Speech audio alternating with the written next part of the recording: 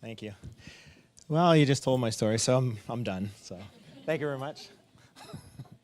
Thank you all for being here tonight. It's a real honor to be here telling my story. Can you hear me? Oh, thank you. My name's Paul MacDonald, and my wife Andrea and I own a company called Ethical Waste Services.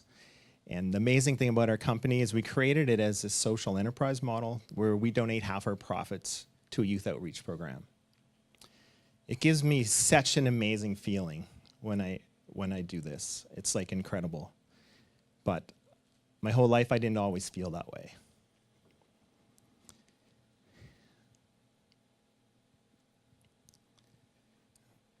When I was a kid growing up,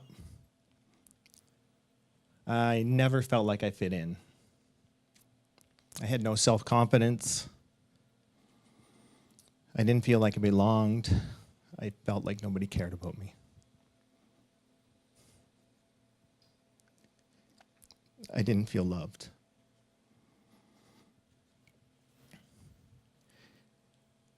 And that led me down a path. When I was 12 years old, I started to drink and do drugs and smoke and do behaviors that were not helpful to how I felt. But it numbed the pain for me. It actually made me feel good because I didn't feel bad. I continued on that path for a long time. And in my early 20s, I hit a breaking point. I had to change. The pain was so much. I either had to change or maybe not survive.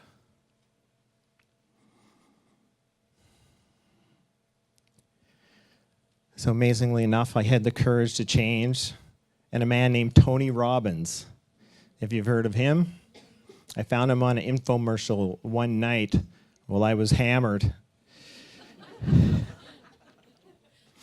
But I watched him and I was like, oh shit, I can do that. So I bought his tapes and it changed my life. I quit smoking, I quit drinking, I stopped doing drugs, I started exercising. And I felt pretty good. But there was still something missing. Have you guys ever had that feeling like you know something's missing from your life? You just don't know what it is. And that's how I felt. I was healthy and I was in a good place, but I still felt alone, like something was missing.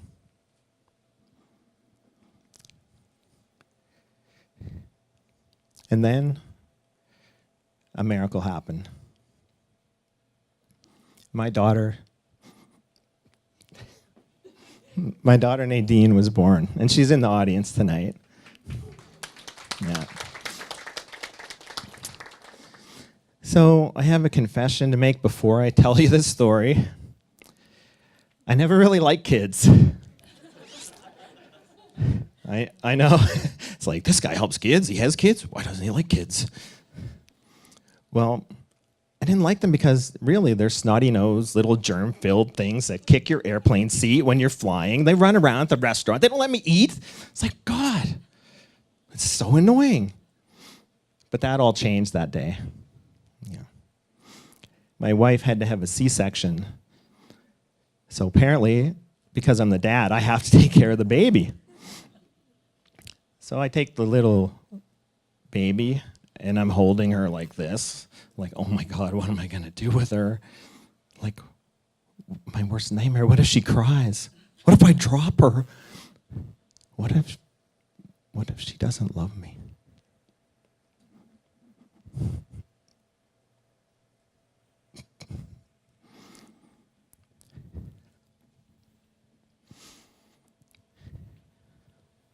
So I did my duty. I took her up to the nursery, and then one of my worst fears came true.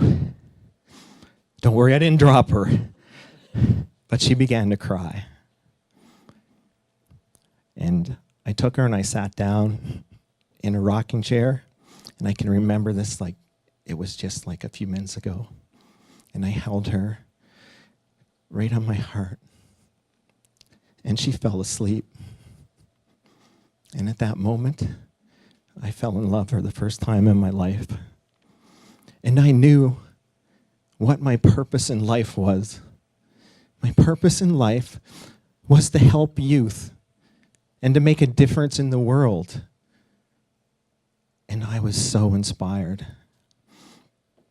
And I knew what to do. I was going to help youth. I'm going to become a teacher, and I'm going to help thousands of youth.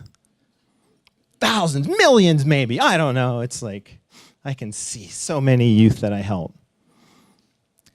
And I don't know if you guys know this, but you can't become a teacher overnight. Yeah, I found that out. And there was also the fact that I thought I was stupid. I didn't feel loved. I didn't belong. And I didn't feel smart enough.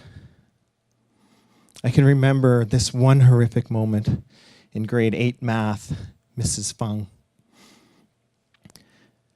I got my test back, and Mrs. Fung walks up, and I'm sitting there, and she throws my paper on my desk, and she looks at me, she says, "Paul, you stupid."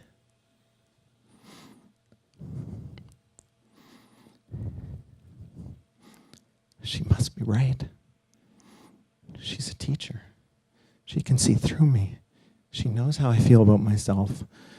She knows I'm stupid. Oh my God.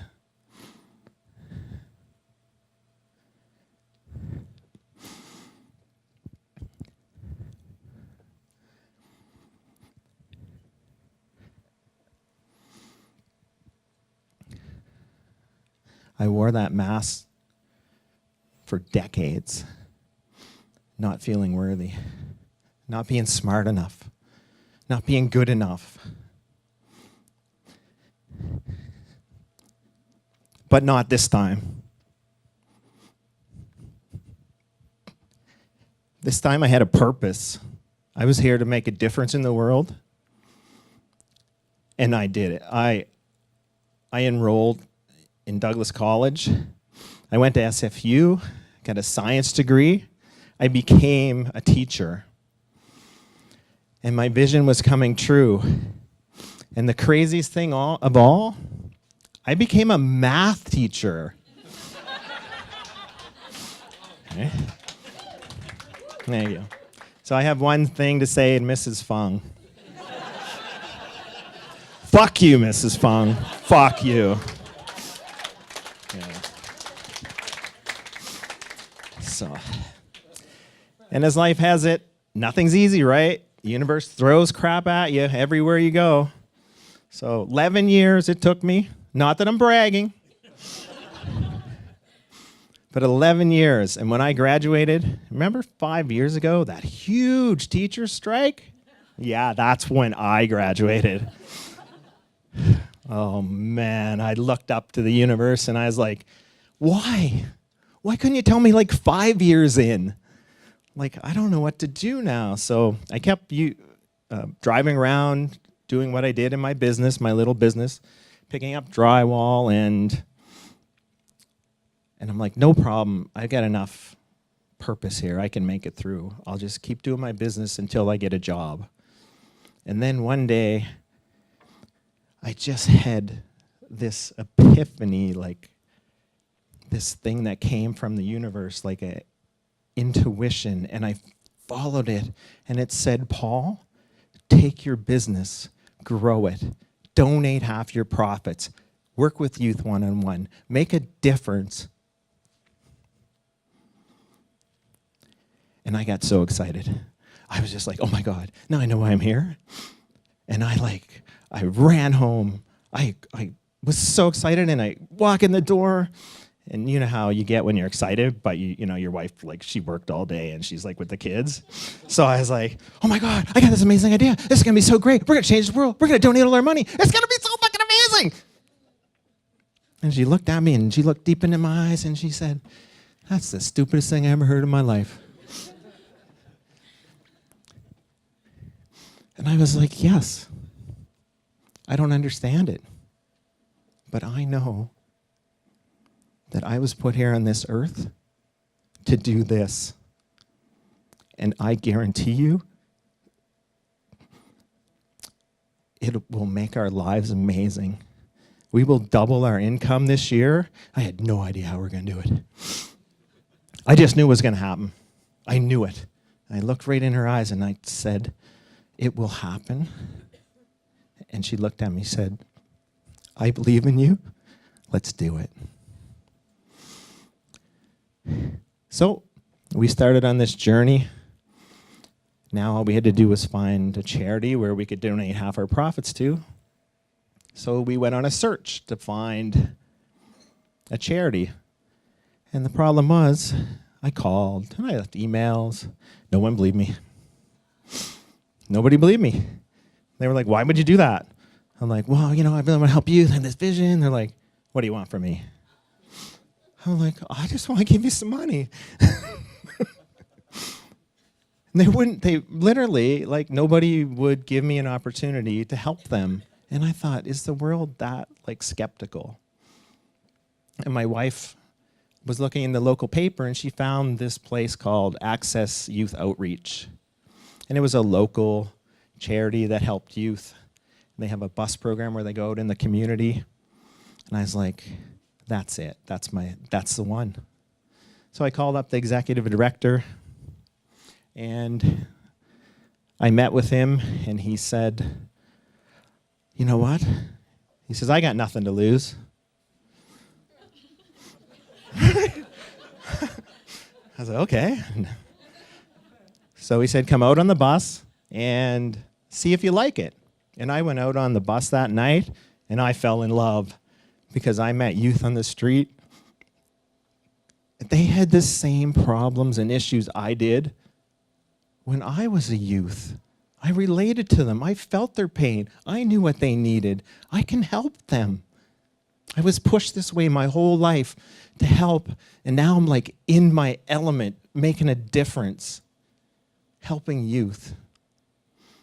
And it was so amazing. I'm like, okay, let's do this. I'm in. And we never looked back. This will be our 5th year. And now it's even more amazing. I get to help youth one-on-one. We get to hire them in our business. We get to make a difference. I get to see youth thrive. It's incredible. I am blessed.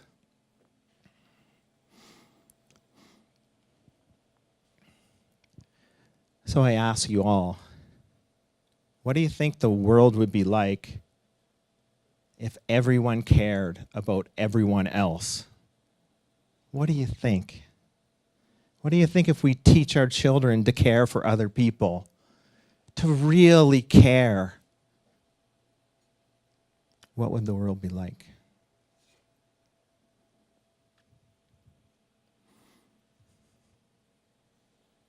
I think it would be absolutely amazing. Thank you.